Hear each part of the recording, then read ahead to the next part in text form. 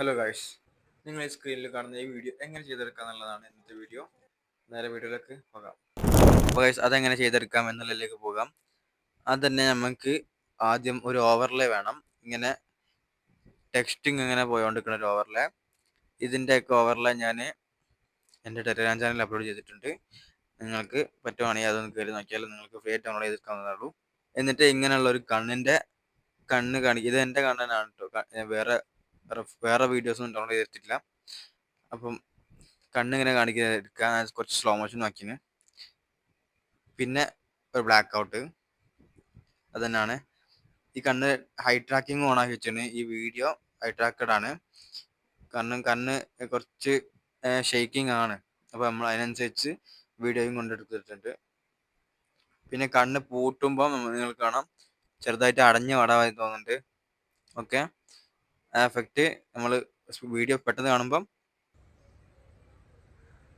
കണ്ണ് അടയണേനെ കൊടുത്ത് തന്നെ അടിഞ്ഞു പോകും. അപ്പോൾ ഒരു കട്ടിങ്ങും വരുന്നില്ല. പിന്നെ നെക്സ്റ്റ് ഒരു ബ്ലാക്ക് ഔട്ടിൽ ടെക്സ്റ്റ് ആഡ് ചെയ്യുന്നതാണ്.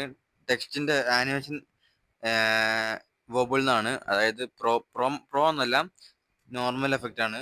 വോബിൾ എന്നാണ് ഇതിന്റെ പേര്. എന്നിട്ട് ടെക്സ്റ്റിൽ പോയി വെക്കുകയാണെങ്കിൽ 20, 24, 25 ഇവിടെയും കൊടുത്തിട്ടുണ്ട്. കാരണം 20 നമ്മൾ കൊടുക്കുകയാണെങ്കിൽ തന്നെ ഒന്നും കറക്റ്റ് ആവശ്യമില്ല.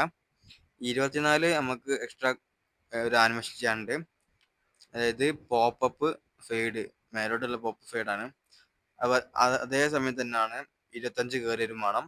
കാരണം 24 24 ഇയേഴ്സ് കഴിഞ്ഞിട്ട് 25 പോകാനല്ലേ.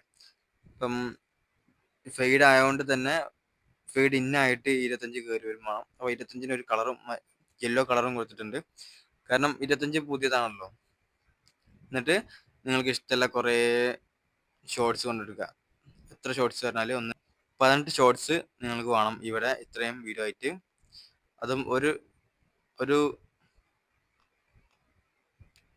ഒരു വീഡിയോ 0.5 സെക്കൻഡ് ആണ് വേണ്ടത്. 0.5 സെക്കൻഡ്. ഓക്കെ, ഇപ്പം ഇത് ഇങ്ങനെ ഉണ്ട്. പിന്നെ എഫക്റ്റ് ആയിട്ട് നമ്മൾ ഇവിടെ ഒരു ഒരു ഒബ്ലിക് ബ്ലറും ചെറിയ ഷെയ്ക്കും കൊടുത്തിട്ടുണ്ട്.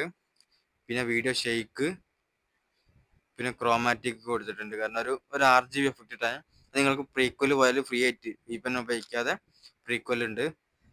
പ്രീക്വൽ ആപ്പിൽ പോയാൽ കിട്ടും. ഒക്കെ ഇവിടെ ചെറിയ ഷെയ്ക്കിന്റെ അളവ് നോക്കിക്കോളി. സ്പീഡ് ഫുൾ കൂട്ടിച്ചിട്ട് ഇന്റൻസിറ്റി 10 ആണ് എടുത്തത്.